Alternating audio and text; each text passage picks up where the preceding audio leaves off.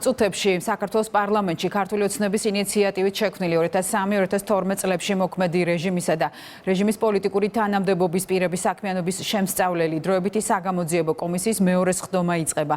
კომისიის წევრები რამდენიმე ადამიანს მოусმენენ, მათ შორის იუსტიციის სამინისტროს, ცენტრალური საარჩევნო კომისიის, გენერალური პროკურატურის წარმომადგენლებს. ნინო არღულიანი გვეტყვის უფრო მეც, ქრონიკის ჟურნალისტი, პარლამენტიდან გვერდდება. ნინო, გისმენთ.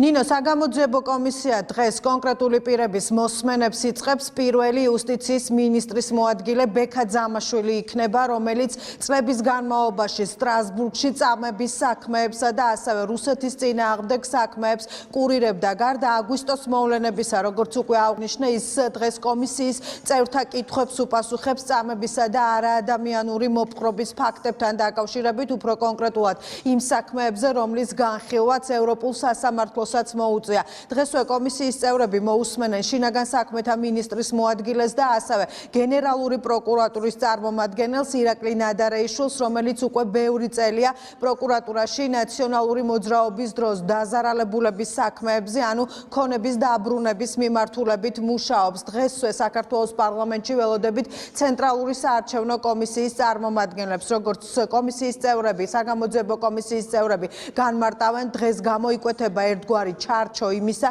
თუ ვინ შეიძლება დაიბარონ მომდევნო სხდომებზე. კომისიის წევრები კიდევ ერთხელ განმარტავენ, რომ კომისიაზე გამოცხადება სავალდებულოა.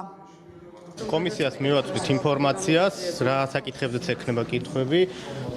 ძირითადად ეს იქნება სტრასბურგის სასამართლოს მიერ მიღებულ გადაწყვეტილებებზე, როგორც ზოგადად ადამიანის უფლების დარღვევებზე, ცალკე ნაწილი დაეთმობა ომის საქმეს, რა თქმა უნდა. კომისიას რადგან ექნება კითხვა, ჩვენ მზად ვართ, რომ ყველა ამ საქმეზე დეტალური ინფორმაცია მივაწოდოთ. როდესაც ვლაპარაკობთ ირაკლი ნადარეიშვილზე, ეს არის ადამიანი, რომელიც თითქმის 10 თუ 12 წელია იკვლევს იმ დანაშაულს, რომელიც ნაციონალური მოძრაობის დროს იყო ჩადენილი, სხვადასხვა მიმართულებით, პროკურატურა და განსაკუთრებით ეს არის ლაპარაკი საკუთრებების იმ მასობრივ წართმევებზე და საკუთრების უფლების მასობრივ დარღვევაზე, რომელსაც ადგილი ჰქონდა ნაციონალური მოძრაობის პერიოდში.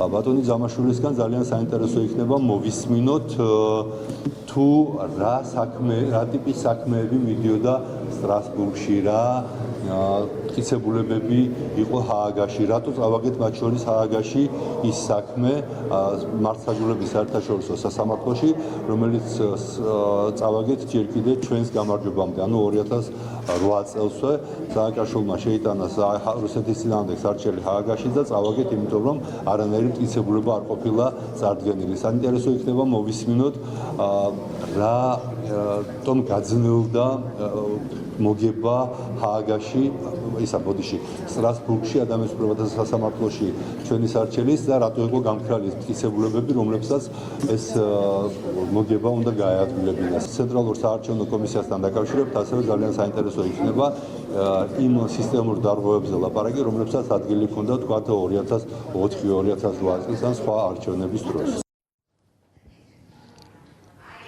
როგორც მოისმინეთ, დღეს საგამოძიებო კომისია კონკრეტული პირების მოსმენას იწყებს. რამდენიმე წუთში დაიწყება სხდომა, რომლის ყურებაც ნებისმიერ ადამიანს შეეძლება, რადგან პირდაპირ ეთერის რეჟიმში გადაიცემა პარლამენტიდან ეს სხდომები.